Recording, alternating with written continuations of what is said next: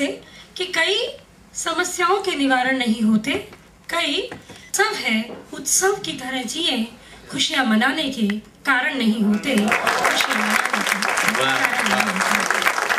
बहुत जल्दी हम होली मनाने जा रहे हैं। आपको होली के अपने पिता के लिए क्या सोचती है, सीधे सीधे पिता के महत्व की कविता है, सुनेगा।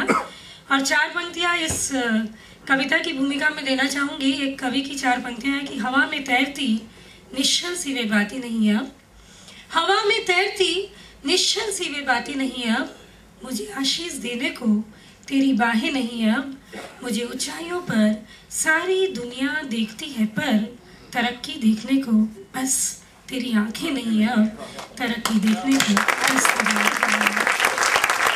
आदरणीय बलराम जाखड़ जी बैठे हैं। पिता के महत्व पर कविता है, सुनिएगा कि जो दुखों की बारिश में पिता परिवार के लिए, बच्चों के लिए किस तरह से महत्वपूर्ण होते हैं। माँ के महत्व को बहुत आसानी से समझा जा सकता है, पर पिता वाकई कहीं माँ की तरह ही बहुत महत्वपूर्ण और संवेदनशील होते हैं, जो एक बेटी ही समझ सकती है। सुनिएगा कि जो दुखों की बारिश में छतरी बन तनते हैं, जो दुखों की बारिश में छतरी बन तनते हैं, घर के दरवाजे पर नजर बट्टू बन टंगते हैं, समेट लेते हैं सबका अंधियारा भीतर, खुद आंगन में एक दीपक बन जलते हैं, ऐसे होते हैं पिता। एक दीपक बन जलते हैं, ऐसे होते हैं पिता।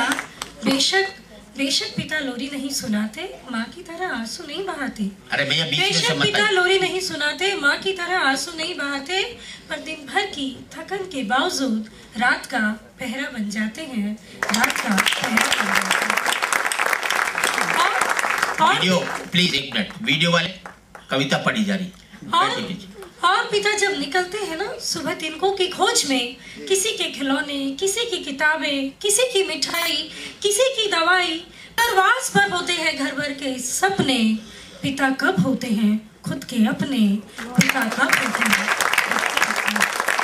और जब सांझ ढले लौटते हैं घर को, माँ की चूड़ियां खनकती है, नन्ही गुड़िया चहकती है, सबके सपने साकार होते हैं, पिता उस समय अवतार होते हैं।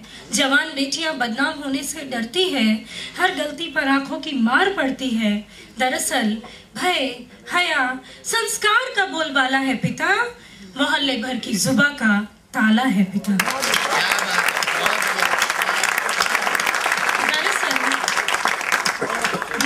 हया संस्कार का बोलबाला है पिता, मोहल्ले भर की जुबां का ताला है पिता। हाँ सच है, हाँ सच है, माँ संवेदना है पिता कथा, माँ संवेदना है पिता कथा, माँ आंसू है पिता व्यथा, माँ प्यार है पिता संस्कार, माँ दुलार है पिता व्यवहार। दरअसल पिता वो है जो माँ नहीं है, दरअसल पिता वो है जो माँ नहीं है, माँ जमीन पिता आसमां।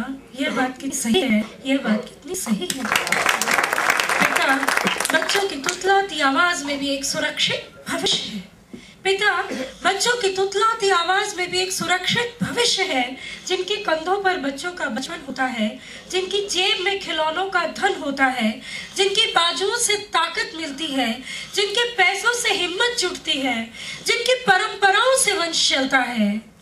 पिता न हो तो क्या बच्चों को सहजता से नाम मिलता है? तो क्या बच्चों को सहजता से नाम मिलता है? हाँ हाँ, पिता वो हिमालय है जो घर की सुरक्षा के लिए सिर उठा सीना तान कर तना होता है। पिता न हो तो घर कितना अनमना होता है, पिता न हो तो घर कितना अनमना होता है। कविता के अंत में 4 पंक्तियां पढ़ती हूँ। जब हम काम पर जाते हैं या किसी भी शुभ काम को करते हैं तो पिता का आशीर्वाद लेकर जाते हैं, और दुर्भाग्य से जिनके पिता नहीं होते वे भी उनकी तस्वीर के आगे उनका आशीर्वाद लेकर जाते हैं। तब ये पंक्तियां निवेदित करती हूँ, सुनेगा। हाँ, पिता हो तो घर स्वर्ग होता है, पिता हो तो घर स्वर्ग होता है, पिता न हो तो उनकी स्मृतियां भी अपना फर्ज निभाती हैं। पिता की तो तस्वीर से भी दुआएं आती है, पिता की तो तस्वीर से भी दुआएं आती है। आप लोग बहुत मन से यहाँ कविता सुन रहे हैं। सभी को एक संयुक्त परिवार के महत्व पर मैं कविता सुना रही हूँ। आज दिल्ली में मुझे लगता है कि ज़्यादातर लोग जो बाहर से आए हुए हैं अपने संयुक्त परिवार को छोड़कर कामकाज के खातिर दिल्ली में बसे हुए हैं। न्यूक्लियर फैमिली है और फिर भी संयुक्त परिवार का, जॉइंट फैमिली का एक अलग ही महत्व है और उसकी याद आज भी बनी होती है। बेशक कामकाज की मजबूरी के कारण हमें यहाँ या बड़े बड़े शहरों में लोगों को रहना पड़ता है, पर ये सच है कि उस भरे पूरे उस संयुक्त परिवार की याद हमेशा बनी रहती है। उसी परिवार को याद करते हुए मैंने एक कविता लिखी है जो कि संयुक्त परिवार के महत्व पर है। सुनिएगा कि ऊपर से हरा भीतर से लाल, ऊपर से हरा भीतर से लाल, मीठा बेमिसाल एक तरबूज छोटा सा, मैं भी तुलवा लाई पार्क के बाहर खड़े तरबूज वाले से। ऊपर से हरा भीतर से लाल, मीठा बेमिसाल एक तरबूज छोटा सा, मैं भी तुलवा लाई पार्क के बाहर खड़े तरबूज वाले से। वहाँ छोटे छोटे तरबूज ही बिक रहे थे। शहर बड़ा था पर परिवार बहुत छोटे दिख रहे थे। शहर बड़ा था पर परिवार बहुत छोटे दिख रहे थे। बड़े तरबूज बिकने को आतुर थे, कुछ भूली बिसरी यादों से व्याकुल थे, पर वे लोग जो खरीद रहे थे तरबूज बटे हुए थे जायदाद की तरह, इसलिए अधूरे थे। पूरे बड़े तरबूज का क्या करते?